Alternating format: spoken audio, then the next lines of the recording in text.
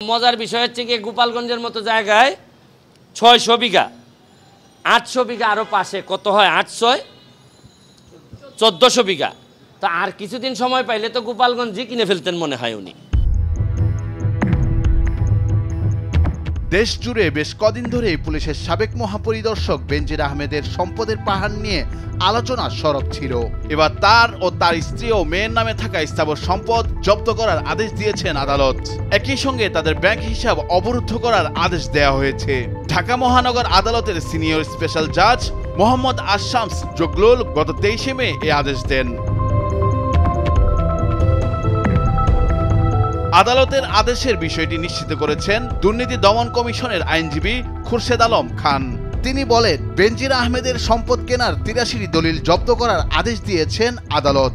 একই সঙ্গে তার স্ত্রী ও মেয়ের নামে থাকা ব্যাংক হিসাবগুলো অবরুদ্ধ করতে আদালত আদেশ দিয়েছেন। বেনজির আহমেদের বিরুদ্ধে ওঠা অভিযোগ অনুসন্ধানে দুর্নীতি দমন কমিশনে চিঠি দিয়েছিলেন সংসদ সদস্য ব্যারিস্টার সৈয়দ সাইয়দুল হক সুমন। পরে তার সম্পদের অনুসন্ধানে একটি কমিটি করার কথা গত 22 এপ্রিল সংবাদ সম্মেলন করে অনুসন্ধানের কথা জানিয়েছিলেন দুদকের সচিব খোরশেদা ইয়াসমিন। এরপর 23 এপ্রিল হাইকোর্ট এক আদেশে বেনজির আহমেদের বিরুদ্ধে আয় বহির্ভূত সম্পদ অর্জনের অভিযোগ অনুসন্ধানের অগ্রগতির বিষয়টি হলফনামা আকারে 2 মাস পর জানাতে দুদককে নির্দেশ দেন। বেনজির আহমেদ 2020 সালের 25 এপ্রিল থেকে 2022 সালের 30 সেপ্টেম্বর পর্যন্ত আইজিপি ছিলেন। এর আগে তিনি ঢাকা মহানগর পুলিশ কমিশনার ও র্যাবের মহাপরিচালক হিসেবেও দায়িত্ব পালন করেন। মানবাধিকার লঙ্ঘনের অভিযোগে 2021 সালের ডিসেম্বরে র্যাবের 7 কর্মকর্তার উপর নিষেধাজ্ঞা দেয় যুক্তরাষ্ট্র।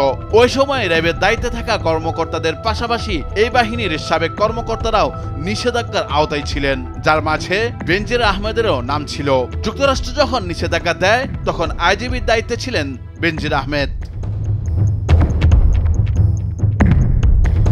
বেনজির আহমেদ ও তার পরিবারের বিপুল সম্পত্তি অর্জনের বিষয়টি সম্প্রতি 2 পর্বে অনুসন্ধানী প্রতিবেদন সাবেক আইজিপির অপকর্ম 1 ও 2 প্রকাশ করে দেশের একটি শীর্ষস্থানীয় গণমাধ্যম। গত 31 মার্চ প্রকাশিত প্রথম পর্বের মূল শিরোনাম ছিল বেনজিরের ঘরে আলাদিনের চেরাগ। প্রতিবেদনে বলা হয়, বেনজিরের পরিবারের মালিকানায় রয়েছে প্রায় 1400 বিঘা জমির উপর নির্মিত ইকো রিসোর্ট। এই রিসোর্টের পাশে আরো 800 বিঘা জমি কিনেছে তার পরিবার। এছাড়া 5 তারকা হোটেলের 2 লাখ শেয়ারও রয়েছে তাদের।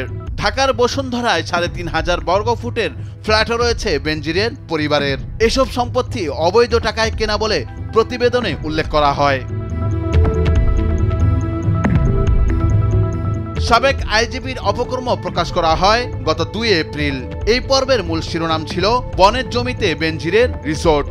ওই প্রতিবেদনে বলা হয়, গাজীপুর সদরের ভাওয়ালগড় ইউনিয়নের নলজানি গ্রামে 160 বিঘা জমির উপর ভাওয়াল রিসোর্ট গড়ে তোলা হয়েছে। ওই রিসোর্ট করতে বনের 20 বিঘা জমি দখল করা হয়েছে। এই রিসোর্টের 25% মালিকানা বেনজির আহমেদের পরিবারের। আমার অবসর গ্রহণের প্রায় 2 বছর পরে গণমাধ্যমে এই প্রতিবেদনের প্রকাশের পর 20 এপ্রিল নিজের ফেসবুক অ্যাকাউন্ট থেকে একটি ভিডিও প্রকাশ করেন বেনজির আহমেদ। ভিডিওতে তিনি দাবি করেন তার পরিবারের যে সম্পদ রয়েছে তা বৈধ এবং এর হিসাব ট্যাক্স ফাইলে উল্লেখ করা রয়েছে। অবৈধ যেসব সম্পত্তির কথা বলা হচ্ছে তা কেউ প্রমাণ করতে পারলে ওই ব্যক্তি বা গ্রুপকে সেই সম্পত্তি তিনি বিনা পয়সায় লিখে দিবেন বলেও ভিডিওতে দাবি করেন। আমার এই বক্তব্যের লক্ষ্য কাউকে পাল্টা আক্রমণ করা নয়। নুরুল আফসার, নিউজ ডেস্ক, ভোরের কাগজ।